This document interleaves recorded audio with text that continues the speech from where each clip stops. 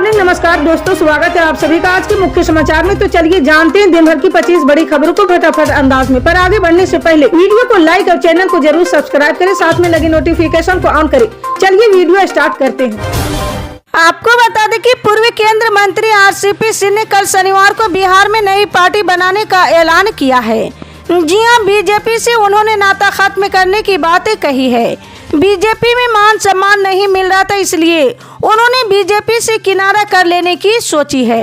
उन्होंने ये भी कहा कि बीजेपी और जेडीयू की कई नेता उनके संपर्क में हैं। जी हां, बिहार में सियासी उठापटक और गठबंधन की सरकार बनने के दौरान आरसीपी सिंह भारतीय जनता पार्टी के साथ चले गए थे, लेकिन जब बिहार में दोबारा नीतीश कुमार ने पलटी मार नीति के तहत एनडीए में वापसी की तो कहा जा रहा था कि पूर्व केंद्रीय मंत्री आरसीपी सिंह हाशिए पर चले गए।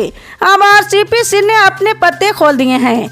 जी हां, दरअसल राजधानी पटना में आरसीपी सिंह का एक पोस्टर सुर्खियों में था। पोस्टर में टाइगर अभी जिंदा है की बात कही गई थी, जिसके बाद अब आरसीपी सिंह ने खुलकर कह दिया कि बिहार को विकल्प के तौर पर हम नई पार्टी देने जा रहे हैं। आपको बता दें कि महाराष्ट्र में विधानसभा चुनाव का शंखदान हो चुका है। ऐसे में प्रदेश भर में राजनीतिक सरगर्मी तेज हो गई है। जी हां, महाराष्ट्र के प्रमुख राजनीतिक दलों बीजेपी, शिवसेना, एनसीपी की महायुति और कांग्रेस उद्धव ठाकरे की पार्टी और शरद पवार की पार्टी की महाविकास आघाड़ी के बीच सीट बंटवारे पर बातें चल रही है। जी हां, इस बीच यूपी के पूर्व मुख्यमंत्री और समाजवादी पार्टी के प्रमुख अखिलेश यादव ने एमबीए से 12 सीटें मांगी हैं। उन्होंने दावा किया है कि महाराष्ट्र में उनके 2 विधायक पहले से, ऐसे में हमारी मांग के मुताबिक सीटें मिलने पर परिणाम और भी बेहतर होगा। जी हां, महाराष्ट्र के धुले जिले में पहुंचे सपा प्रमुख अखिलेश यादव ने कहा कि एमबीए में समाजवादी पार्टी ने 12 सीटें मांगी है। हमारे 2 विधायक और हम वो लोग जो कभी कभी कम सीटों पर भी संतुष्ट हो जाते हैं। जहां पार्टी मजबूत हमने वहां उम्मीदवार घोषित कर दिए। अखिलेश यादव ने कहा कि बीजेपी को हराना जरूरी है, क्योंकि हमारे देश की जो संस्कृति वो मिली जुली संस्कृति है। महाराष्ट्र का संदेश देश की राजनीति को बदलने वाला संदेश होगा। आपको बता दें कि कांग्रेस महासचिव प्रियंका गांधी वाड्रा चुनावी पिच पर डेब्यू करने जा रही है। वो केरल की वायनाड लोकसभा सीट से चुनाव लड़ेगी, जो उनके भाई और कांग्रेस सांसद राहुल गांधी के छोड़ने के बाद खाली हुई है। जी हां, प्रियंका गांधी वायनाड लोकसभा सीट से अपना नामांकन 23 अक्टूबर को दाखिल करेगी। जी हां, इस दौरान राहुल गांधी भी उनके साथ मौजूद रहेंगे। अपना नामांकन दाखिल करने से पहले प्रियंका गांधी रोड शो निकालेगी। बता दें कि झारखंड और महाराष्ट्र विधानसभा चुनाव के साथ ही 14 राज्यों की 48 विधानसभा सीटों और 2 राज्यों की 2 लोकसभा सीटों पर उपचुनाव होने जा रहे हैं। जी हां, जिन 2 लोकसभा सीटों पर उपचुनाव के लिए तारीखों का ऐलान हुआ है, उनमें राहुल गांधी के इस्तीफे से रिक्त हुई केरल की वायनाड लोकसभा सीट भी शामिल है। आपको बता दें कि बहराइच के महाराजगंज इलाके में लोक निर्माण विभाग के नोटिस से दहशत है। जी हां, मुख्य आरोपी अब्दुल हमीद के घर से लेकर मस्जिद की 4 दुकानों समेत 23 घरों पर नोटिस चस्पा किए गए। इलाके के लोगों का आरोप है कि प्रशासन की नोटिस में भेदभाव किया गया है। जी हां, स्थानीय नागरिक मसूद अहमद कहते कि अब्दुल हमीद ने गुनाह किया तो उसका घर गिराया जाए। उसके बगल में तमाम हिंदू भाइयों के भी मकान बने हैं, उन पर नोटिस नहीं चला पाए। इलाके के 23 घरों के नोटिस में सिर्फ 3 हिंदू भाइयों के मकान हैं, बाकी 20 मुसलमानों के मकानों पर नोटिस चस्पा है। आपको बता दें कि झारखंड विधानसभा चुनाव को लेकर जेएमएम, कांग्रेस और आरजेडी समेत अन्य वाम दलों की ओर से लगभग पेपर वर्क कर लिया गया है। जी हां, कागजों पर सारे समीकरण बैठा लिए गए और वोटों का गुना भाग भी हो चुका है। इंडिया अलायंस इस बार फूक फूक कर कदम उठा रही।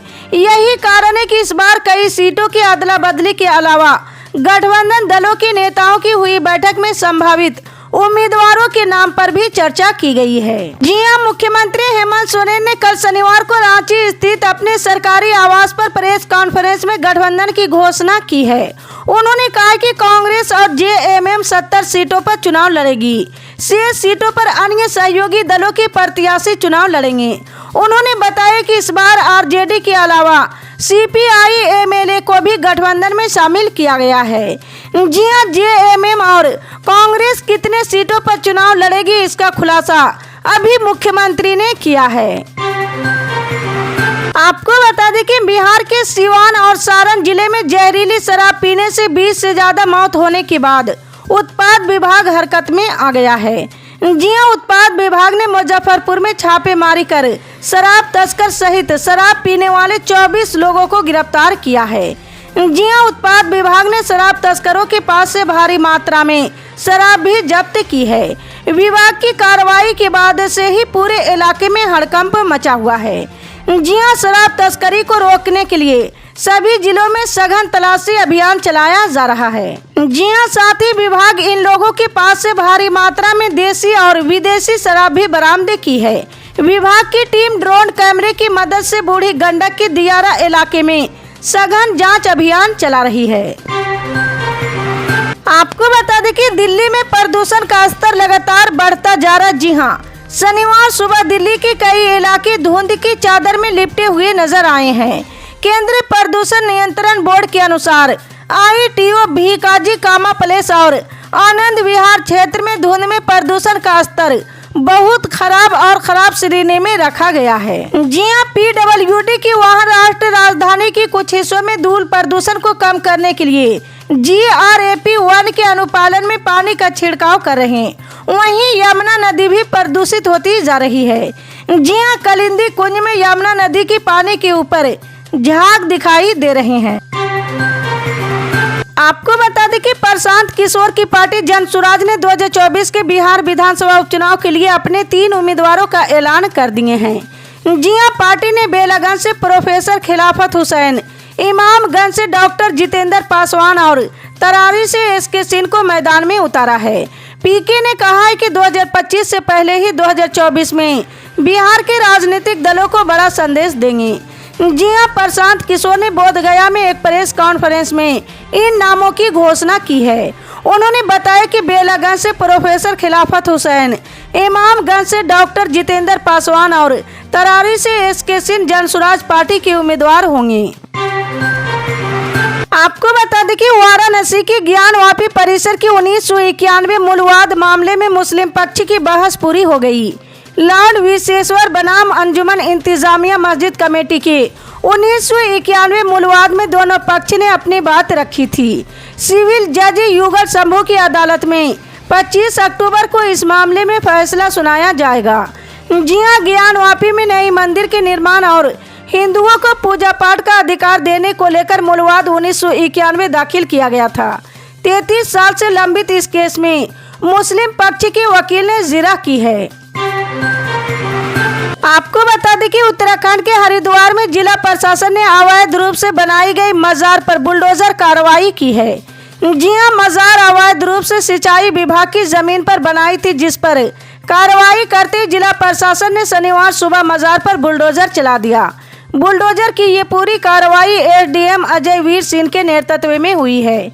जी हां, कार्रवाई के बाद जिला प्रशासन ने चेतावनी दी है कि सरकारी जमीन पर किए अवैध निर्माणों को बिल्कुल भी बख्शा नहीं जाएगा। जी हां, मजार सरकारी जमीन पर एक बड़ी इमारत के रूप में बनाई गई थी जो नियमों का उल्लंघन कर रही थी।